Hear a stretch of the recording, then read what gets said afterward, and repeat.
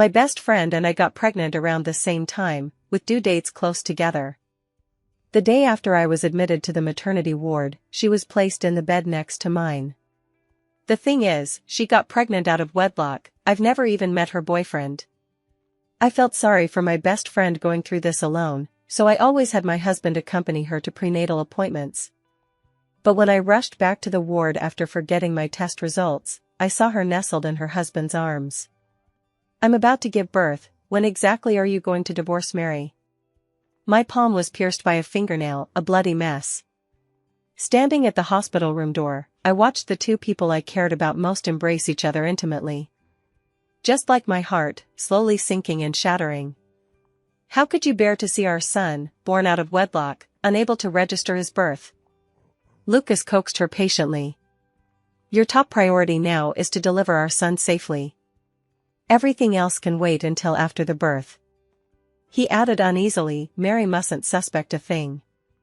It wasn't easy for her to conceive this child. Though it's a daughter, she's still my flesh and blood.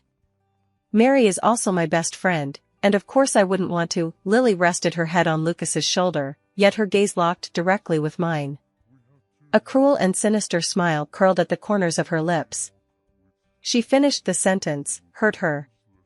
Nothing in this world is more agonizing than being betrayed by those closest to you. I nearly ground my teeth to dust, swallowing the blood mixed with my saliva to stop myself from storming in to confront them about their affair. As I pushed open the door, I deliberately made a sound. Lucas shoved Lily away abruptly. When he saw me, his eyes betrayed obvious panic and guilt. Mary, when did you get here? My expression showed no sign of distress. I just arrived, but the ultrasound room downstairs is packed. My belly feels heavy now, and sitting too long makes my back ache. Could you go queue up for me? Lucas thought I hadn't noticed, and he visibly relaxed, smiling as he stepped forward to offer his arm.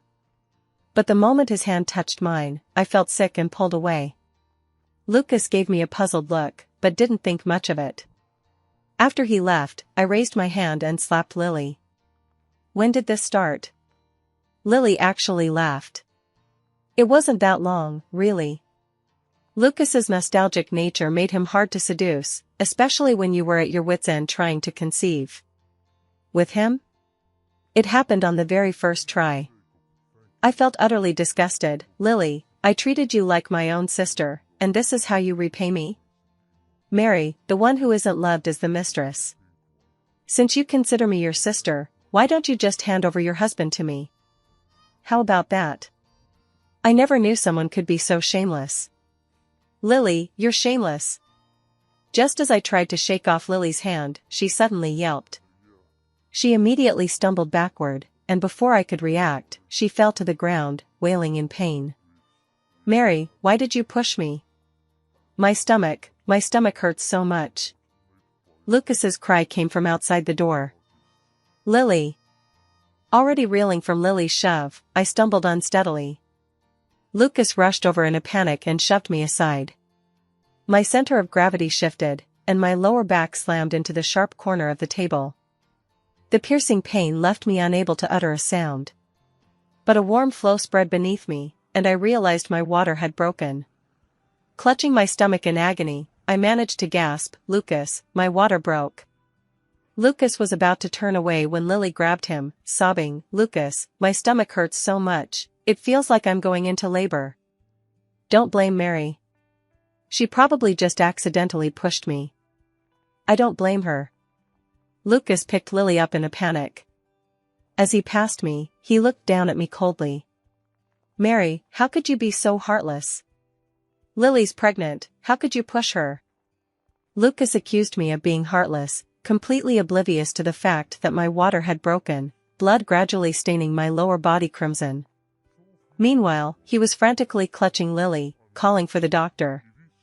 But I'm pregnant too, the child inside me is yours as well. I passed out cold. The nurse on rounds found me and cried out, oh no. The mother's water broke, massive bleeding. Breathe out, breathe in, push. Because my water broke prematurely and I'd been jolted and stimulated, the delivery was extremely difficult. The pain nearly killed me, yet I clung to a last shred of hope, staring toward the doorway. Because when I finally got pregnant, Lucas was overjoyed. He spun me around in his arms, beaming as he declared he was going to be a dad. He bought a lot of baby supplies and even prepared a camcorder. He said I'd been through so much during my pregnancy, so he wanted to be there with me during childbirth. He planned to film the entire process so that later, when our child was old enough, we could watch it together and see just how hard a mother's journey truly is. But when the day finally arrived, my husband never showed up. The mother is experiencing complications during delivery and requires a family member's signature. The mother's husband accompanied another woman in the same ward into the delivery room and is currently unreachable. I let go of the last shred of hope for Lucas, closing my eyes in despair as a single tear fell. So he really was there with Lily during childbirth, and had abandoned his own wife. Clinging to the last remnant of my sanity, I said, "Cesarean section. I'll sign the consent form myself." After enduring a life-threatening ordeal, I finally gave birth to my daughter. When I was wheeled back to the ward, Lucas finally remembered me. "Mary, you gave birth? Why didn't anyone contact me?" I let out a mocking laugh. "I was born at midnight. It was a difficult labor, and they had to switch to a C-section." "Lucas, where were you then?" Lucas visibly flinched, unable to meet my gaze. "I really don't know. Lily was also having a difficult labor at that exact moment.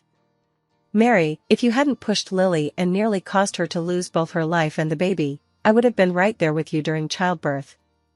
Oh, how dare he shift the blame for his irresponsibility onto me? My heart is bleeding, and all I feel toward him is disappointment. "Lucas, once we're discharged, I need to talk to you." Lucas's heart skipped a beat, an uneasy premonition settling over him. "My precious grandchild is here. Let me see her." Jessie burst in, beaming, and rushed straight toward Lily. Lucas shot me a quick glance before hurriedly grabbing Jessie's arm. "Mom, you're going the wrong way. Your granddaughter is over here." Only then did Jessie reluctantly look at my daughter. I knew that he family favored sons over daughters, but I didn't care. My daughter was my one and only treasure in this world. But Jessie always lingered by my bedside, deliberately muttering, "Mary, you've been married to Lucas all these years and only had one daughter. Look at Lily, her womb is so cooperative, she got a son in one go." I held my daughter while nursing her, my tone calm. "It's just a shame she's not your daughter-in-law, and the son she bears isn't your grandson, is it?" Jessie was instantly speechless, wanting to retort but finding no words. On the day of discharge, I returned from a walk holding my daughter, only to find the bed next to ours empty. I called Lucas repeatedly, but no one answered. Seeing me alone with the baby, the nurse couldn't bring herself to tell me the truth. "Mary, after Lucas discharged Lily from the next bed this morning, he left with her." I gave a bitter smile.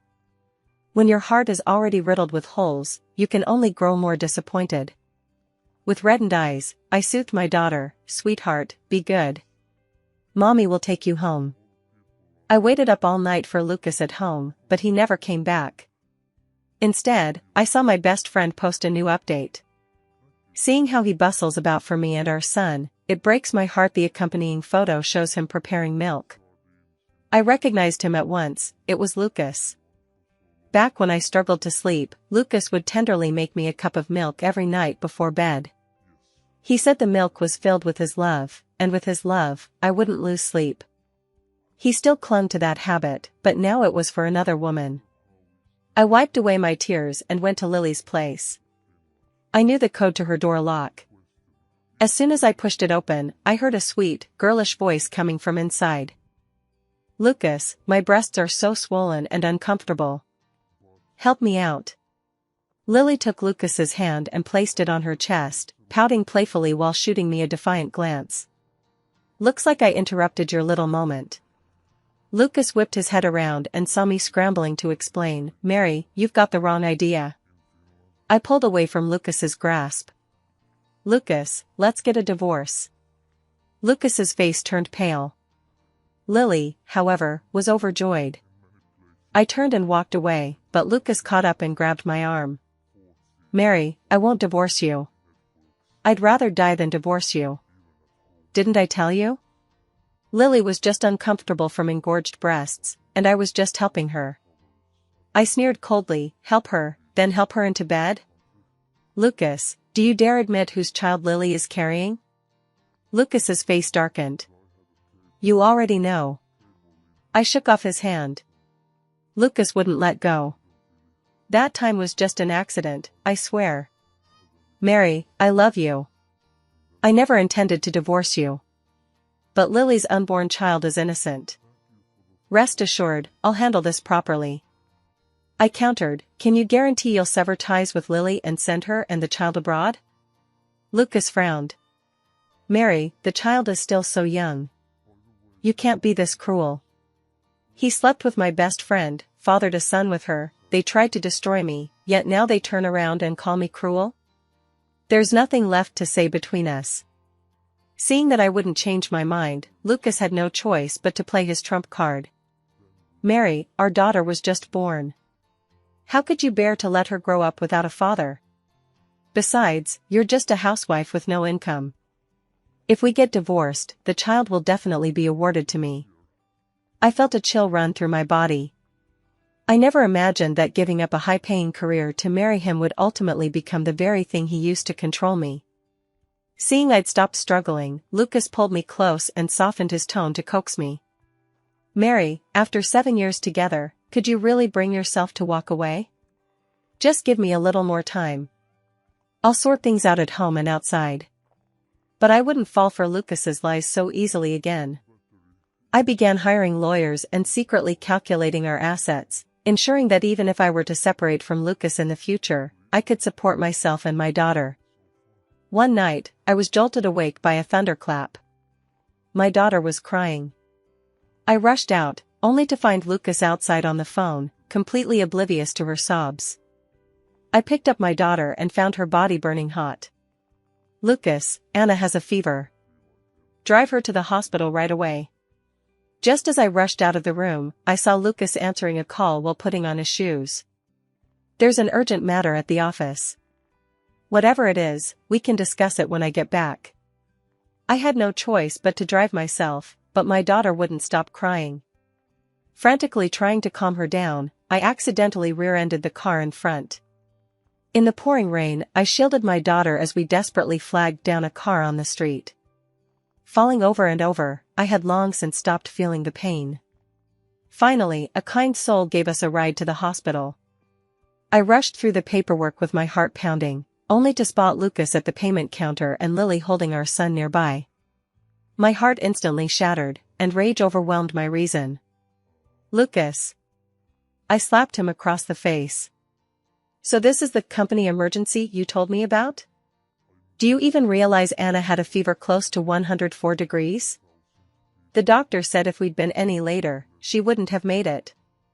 Lucas exclaimed in shock. Anna had a fever too?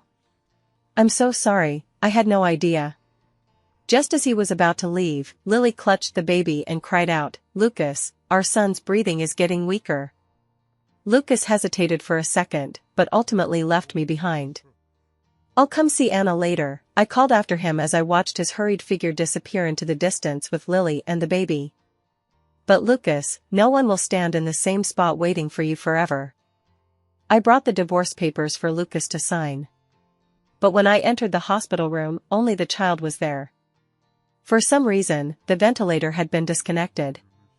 The child's face had turned blue and red from being unable to breathe. Just as I was about to call the doctor, Lily burst in. Mary, if you have a problem, take it out on me. Why would you pull the ventilator off my son? He's so young, he'll die. I was just about to explain it wasn't me when Lucas, in a fit of rage, slapped me so hard it left me reeling. Mary, how could you become so cruel? I'm utterly disappointed in you. Covering my face, I felt so utterly disillusioned in that moment that I couldn't help but laugh. I wiped the blood from my lips and stared him straight in the eye. I didn't do it. Lucas frowned. You were the only one in the room. If it wasn't you, then who else could it be? I closed my eyes briefly, wiping away the tears at the corners. I swear this is the last time I'll cry for Lucas. Lucas, I have nothing left to say to you. Seeing me walk away, Lucas tried to speak, but Lily pulled him back. Lucas, our son is dying. Lucas finally let go of my hand. I walked away without looking back. Behind him was Lucas, pleading with the doctor to save his son no matter the cost. 2 days later, Lucas returned home exhausted. Mary, I'm back. I acted impulsively these past 2 days. Let's talk properly. Only now did Lucas realize how utterly empty and lifeless the house felt. My clothes were gone, my daughter's belongings had been cleared out. Only a divorce agreement lay on the table. And my final letter.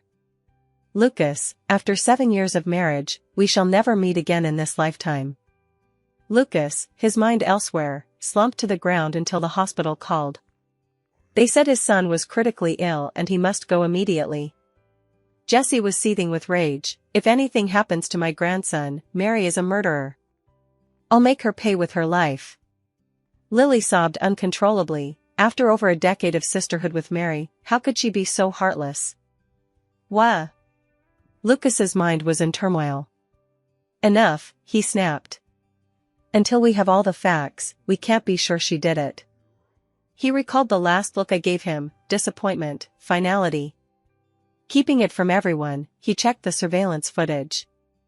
What he found was the nurse sneaking out of the ward before I arrived. As soon as Lucas found the caregiver, she was so terrified she confessed everything. It wasn't my idea, Lily paid me to temporarily disconnect the child's ventilator. Lucas never imagined Lily herself would be the one to harm the child. Lily, that's your own flesh and blood.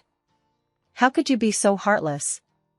Seeing her secret exposed, Lily frantically embraced Lucas and explained, Lucas, I just love you so much. I only wanted my son and me to build a family with you. But I truly never imagined things would get this bad. Lucas slapped her across the face. Lily, you venomous bitch. I told you, no matter what, I won't divorce Mary, and I certainly won't marry you. The doctor emerged from the emergency room, shaking his head. I'm sorry, we did everything we could, but we couldn't save the baby. Lily collapsed to the floor. My son, my son. 3 years later. I returned from Hong Kong to the mainland to develop the drone market. Amidst the clinking glasses and mingling at business gatherings, I noticed a pair of piercing eyes fixed on me. When I went to the restroom, a hand suddenly grabbed me in the darkness. Who is it? Let go of me or I'll call the police. His arms were tightly wrapped around my waist, his breath hot and urgent. Mary, I finally found you. I hadn't expected to see Lucas so soon. In just 3 years, I noticed he'd aged considerably, with even a few strands of gray at his temples. Lucas, we're divorced. If you don't let go, you'll be charged with harassment, and that's a criminal offense. But his eyes were red. I never signed the divorce papers. You're still my lawful wife. I sneered coldly. You'd better go back to school. After 2 years of separation, the marital bond automatically dissolves. You and I? We've long been strangers. I won't admit it. I'd rather die than agree.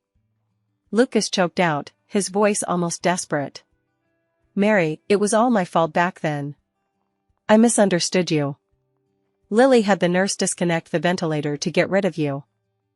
Perhaps it was divine retribution, the child couldn't be saved. Lily and I severed all ties. For the past 3 years, I've been searching for you and our daughter. Mary, we were the golden couple back in college. We've weathered the 7-year itch. Give me one more chance to take care of you and Anna, okay? But my heart had long since grown still, no longer beating for Lucas. I wrenched his hand away. Lucas, belated affection isn't love, it's just pathetic. From the moment you cheated, from the moment you abandoned Anna with a fever to be with your mistress, it was already over between us. I have a daughter now, a family, a career, stay out of my life. But clearly, Lucas has always been the type who, once he sets his sights on something, won't let go until he gets it. Just like back in college, when he was trying to win me over. If I craved pan-fried buns from a place dozens of kilometers away, he'd brave the scorching sun, searching shop after shop until he found them. When I had a business lunch with clients, Lucas would find a way to join the table. At dinner parties, drinking is inevitable, and Lucas intercepted every toast directed at me. He never turned down a drink, downing them as if his life depended on it. An executive who knew him joked, "It's been ages since I've seen you two together. Could it be good news? Are you two getting back together?" I cut Lucas off. "Rumor. Lucas and I may have business dealings in the future, but beyond that, we'll have no other connection." Lucas stared deeply at me, his bloodshot eyes filled with hurt. But I remained calm, sipping my drink. By the end of the meal, Lucas predictably threw up. I handed him a tissue. Instead, he grabbed my hand, clutching his stomach, his voice hoarse and pitiful. "Mary, my stomach hurts so much. Could you rub it for me?"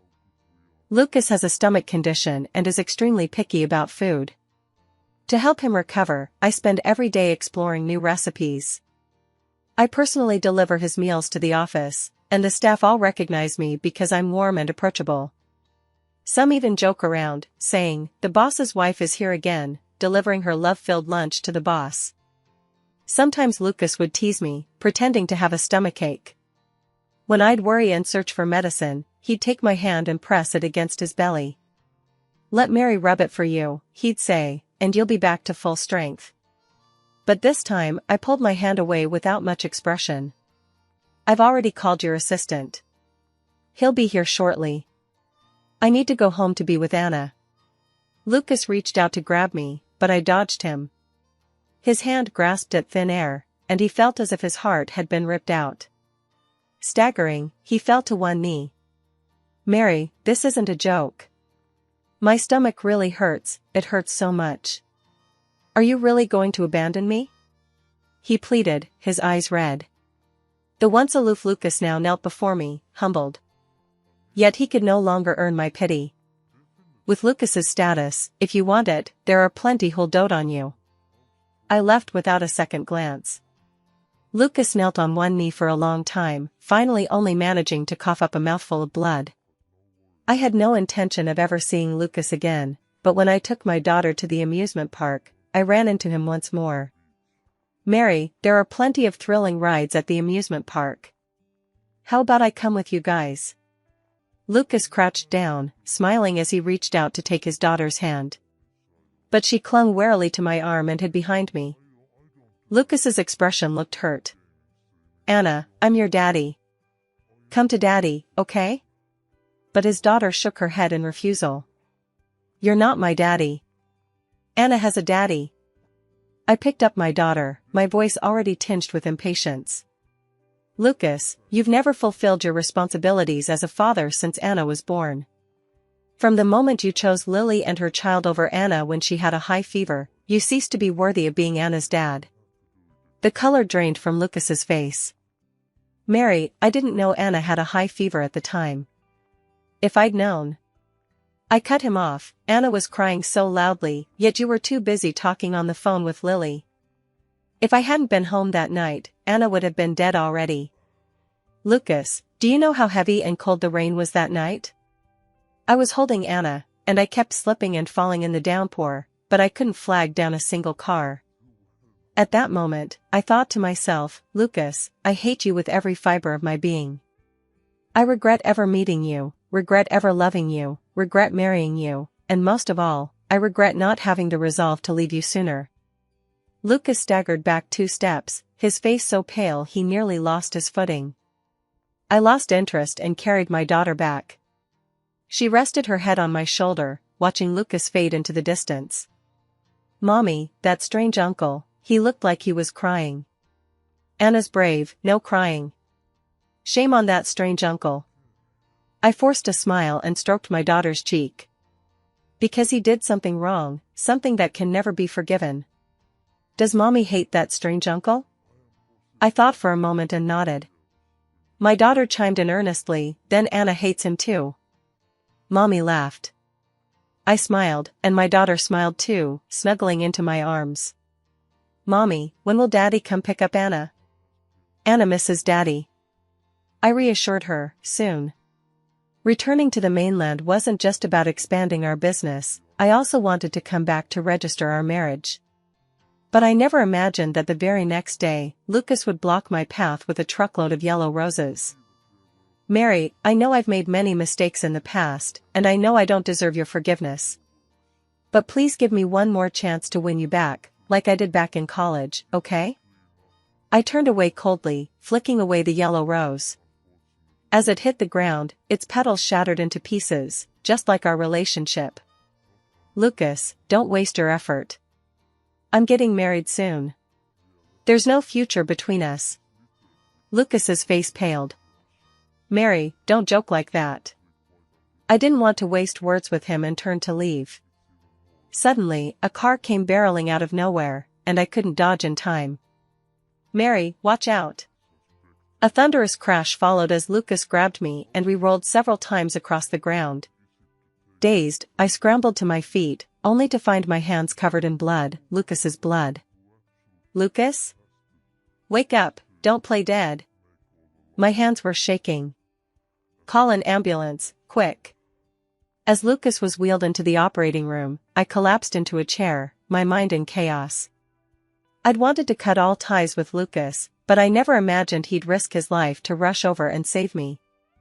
Fortunately, Lucas wasn't in any life-threatening danger.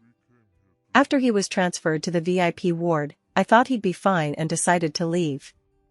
"Honey, where are you going?" Before I could step away, Lucas grabbed me in a hug. "Let go of me, Lucas. We're already divorced."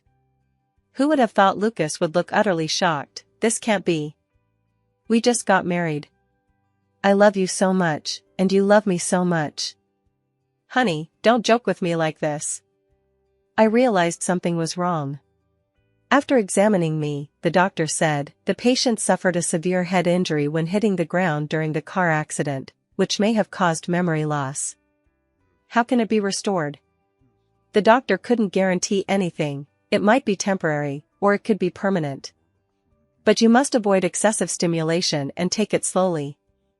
In the end, it was to save me, and I just couldn't bring myself to be ruthless. "Lucas, this is the last time I'll help you. From now on, we'll go our separate ways." I never imagined I'd return to the marital home Lucas and I once shared. I never imagined the villa's decor would remain exactly as I left it all those years ago. "Honey, are you hungry? What would you like to eat?" "I'll cook." I frowned slightly. "Whatever you want." Lucas always made my favorite dishes. But I didn't eat much. Lucas frowned. "Didn't you like it?" "I'm sorry, my cooking skills aren't up to par. I'll definitely work on improving." That evening, Lucas made me a cup of milk. Both the temperature and sweetness were exactly as they had always been. Lucas crouched before me, clasping my hand, his eyes filled with only my reflection. "Honey, from now on, you'll need to drink the love milk I make for you every night to fall asleep." I pulled my hand away, my expression impassive. The milk was the same milk from back then, but the love that once flowed through it was long gone. Though I'd returned to the marital home we once shared, that night brought no restful sleep. Early the next morning, Lucas appeared drenched in sweat, presenting me with a steaming plate of pan-fried dumplings. "Honey, Yang's pan-fried dumplings, your favorite from college days." The boss moved locations, and I searched high and low. I kept it tucked under my arm the whole way, still warm. "Try it, does it remind you of college days?" I saw a patch of skin on Lucas's lower abdomen that had been scalded red. He had carried the piping hot pan-fried dumplings, fresh from the stove, close to his chest all the way home. I took a bite, but tears fell onto the dumpling first. Lucas frantically wiped my tears. "What's wrong, honey? Is it not tasty?" "It's delicious, the same flavor as always, but," I looked at him. "The heart behind it has changed." Lucas took my hand and placed it over his heart. "It's the same, honey. My love for you will never change." I withdrew my hand again. Lucas, find some time to visit the school. I haven't been back in ages either. Returning to my alma mater, everything had changed beyond recognition. Lucas took me to the library, where few students lingered at this hour. I watched a couple sitting side by the window, sharing a pair of headphones, each wearing one earbud, their headphone cord symbolizing their deep connection. "Hey, is this your copy of Ordinary World?" I turned around to see Lucas holding the book out to me, just like when we first met. He'd racked his brain to find a way to strike up a conversation. As I took the book, he smoothly launched into sharing his thoughts on the novel. I felt we shared similar values and exchanged WeChat contacts. Little did I know this was all part of his meticulously planned move after falling for me at first sight. "I only look at business proposals now," he said. I didn't respond, just turned and walked out. Lucas's hand holding the book froze midair. He gave a bitter smile and caught up again. As we reached the lab building, a light rain began to fall. Lucas opened his umbrella. "Hey, it's raining. Want me to walk you back to the dorm?" I looked up, meeting Lucas's gaze under the umbrella. Back then, we shared an umbrella in the pouring rain. Worried I'd get soaked, he tilted the umbrella heavily toward me. Only when we reached the dorm did I realize half his body was drenched. I scolded him for covering me with the entire umbrella. He just grinned foolishly and said that even if he got soaked to the bone, he wouldn't let a single strand of my hair get wet. That's how our feelings began. But now, I'd retreated under the eaves. "Then let's wait until the rain stops before leaving." I stood under the eaves, he stood beneath the umbrella. What separated us was not just the rain, but also the years that could never be reclaimed. After the rain stopped, we passed an ice cream shop where students were lined up in a long queue. Lucas told me to wait, then ran off to join the line under the scorching sun. When he came looking for me with the ice cream, he found I was already gone. After frantically searching around, he finally spotted me beneath the podium and ran over excitedly. "Hey, summer and ice cream are a perfect match, and I'm your natural pair. Will you be with me?" Before he could finish speaking, Lucas realized the ice cream in his hand had already melted. Feeling a bit awkward, he anxiously tried to wipe away the dripping ice cream.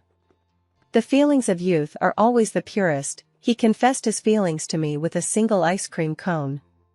He also promised that every summer from then on, he'd personally make me my favorite grass-flavored ice cream. I agreed to date him, and that one promise became 7 years of love. Ice cream melts into water. Just throw it away.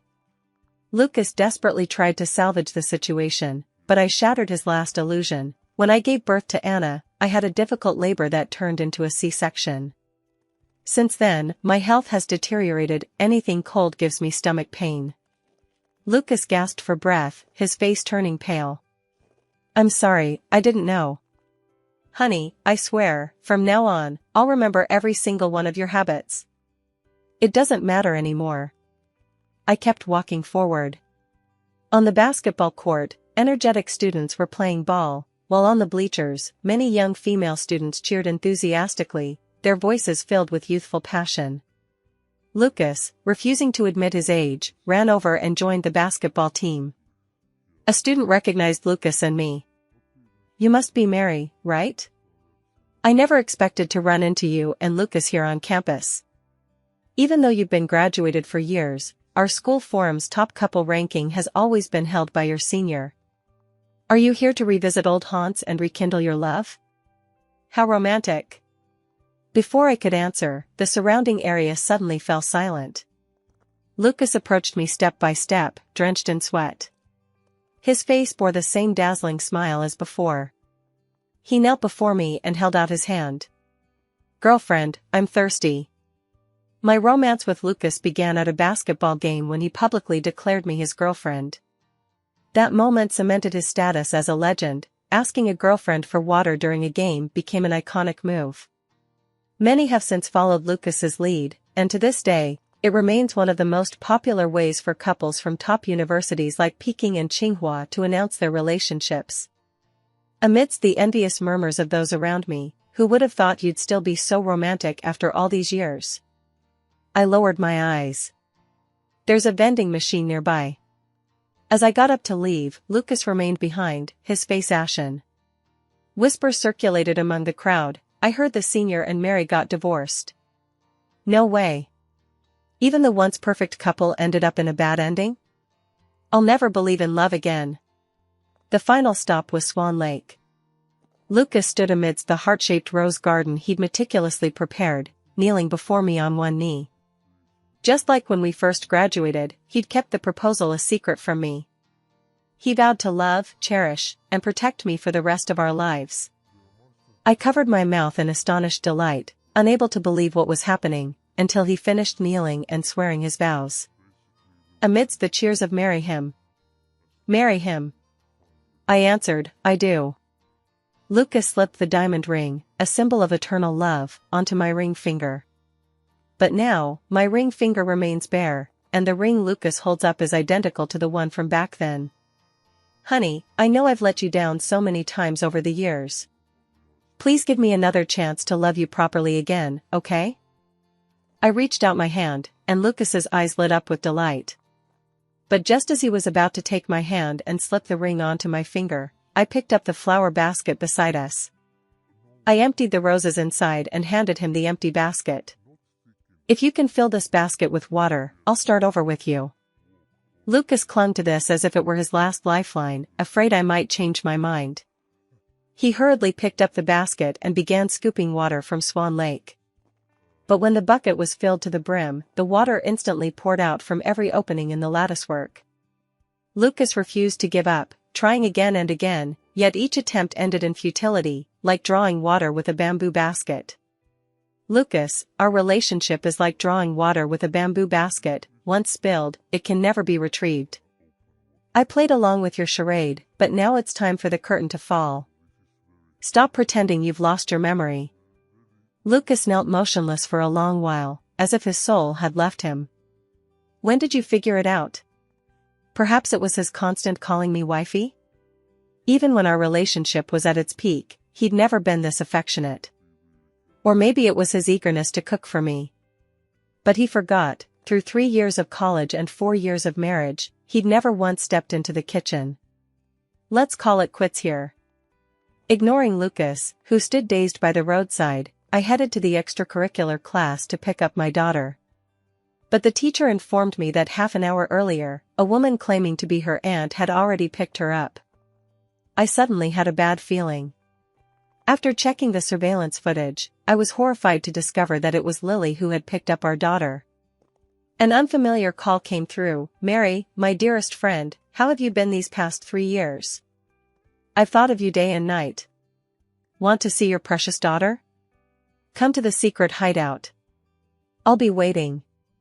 Lucas rushed over upon hearing the news. "Mary, don't worry. Lily has been out of her mind these past 3 years. Rest assured, I will definitely rescue Anna safely." I slapped him hard across the face.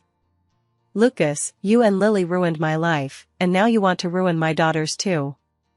If anything happens to Anna, I'll never forgive you."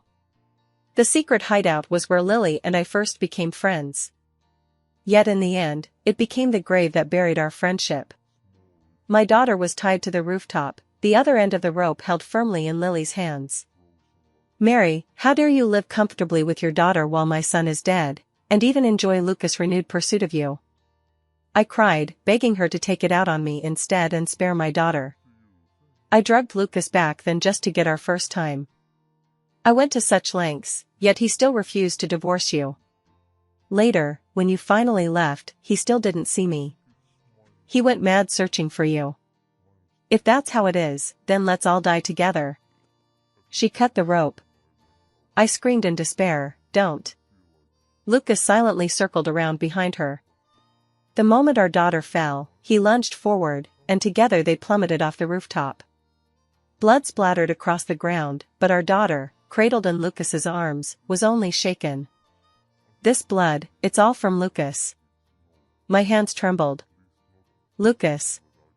I'll call an ambulance right away." But he grabbed my hand, his gaze beginning to glaze over. "It's too late." Blood poured from his eyes, nostrils, and mouth. He gave a bitter, self-mocking smile. I look awful. My heart was torn into pieces. No, don't die. I don't hate you anymore. Mary, don't cry. Back then, I was blind in both eyes and heart, making you cry so many times. I lost you, yet how could I pray you'd still wait for me in the same place? I deserved it. With his last ounce of strength, he asked me, Mary, if we could start over, would you still choose me? In the end, he never got my answer. His grip on my hand slipped away like the wind. Later, Lily was sentenced to death for intentional homicide. As Lucas's only child, Anna inherited his entire estate. How ironic that the He family, who favored sons over daughters, ended up with only this one daughter as their sole heir. I brought my daughter to place a bouquet of white roses before the tombstone. Curious, she asked me, Mommy, is the uncle in the photo the one who saved me? I crouched down, stroking her head as I told her, Anna, he's not your uncle, he's your dad. I gently reminded her, Anna, every year from now on, you must come and light a stick of incense for him. Remember? My daughter nodded obediently. As I emerged from the cemetery with my daughter, my newlywed husband had been waiting outside for quite some time. Holding an umbrella, he extended his hand to me. Mary, let's go home.